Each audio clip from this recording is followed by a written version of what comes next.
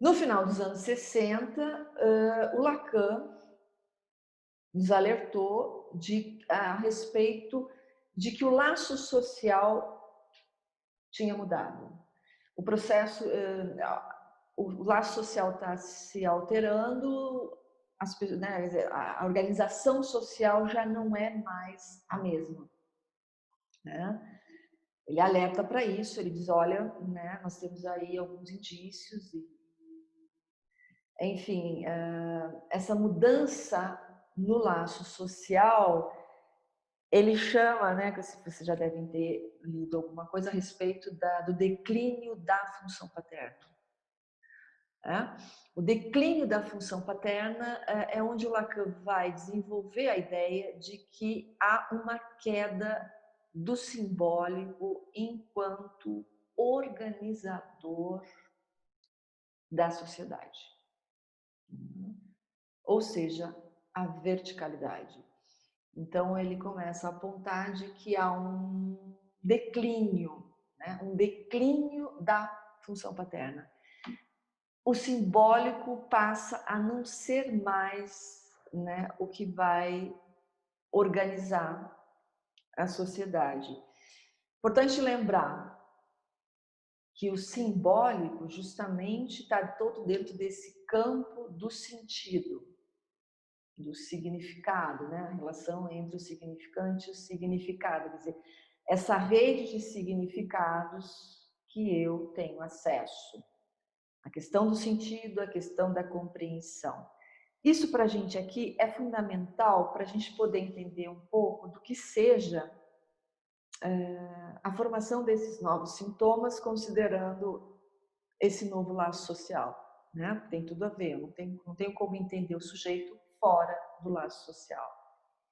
Então, o que o Lacan aponta no final da década de 60, do século passado, é que a sociedade mudou.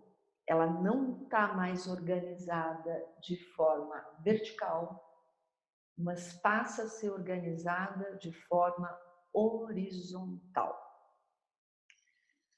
Bom, esse ponto para a gente é fundamental, essa mudança paradigmática. Não é mais o pai, né, o simbólico, que vai servir de vértice para organizar o sujeito. Mas agora nós passamos a não ter mais um software, né? Vamos dizer assim, o complexo de Édipo passa a não ser mais suficiente para que a gente possa pensar a construção da subjetividade.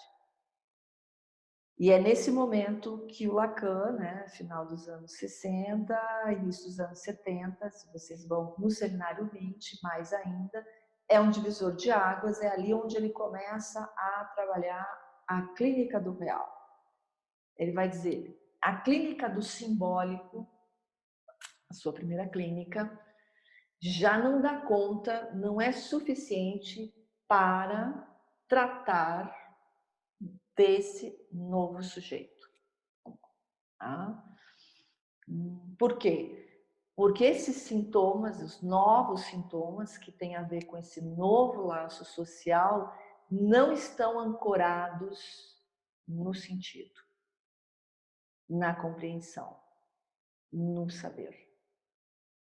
Isso é radical, né? Quer dizer, Lacan se dá conta de que a clínica do simbólico não dá conta, e ele vem aí, na última parte do seu ensino, propor, então, uma outra clínica, que é conhecida como a segunda clínica de Lacan, ou clínica do real. Né? E é nessa clínica do real que a gente hoje, né, vai, pelo menos, começar a dar alguns indícios do que seja essa diferença entre essas duas clínicas. Né? Por que o Lacan abandona a clínica do simbólico e parte para a clínica do real? Porque justamente houve uma ruptura no laço social, paradigma social mudou. Né? Não há mais uma organização vertical, mas uma organização horizontal. O mundo mudou e o saber se generalizou. Tá? E com isso, o Jorge Forbes, psicanalista aqui de São Paulo, que diz o seguinte: os softwares se multiplicam. Né?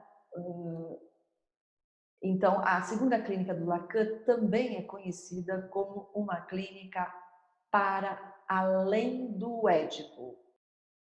Né? O que quer dizer isso?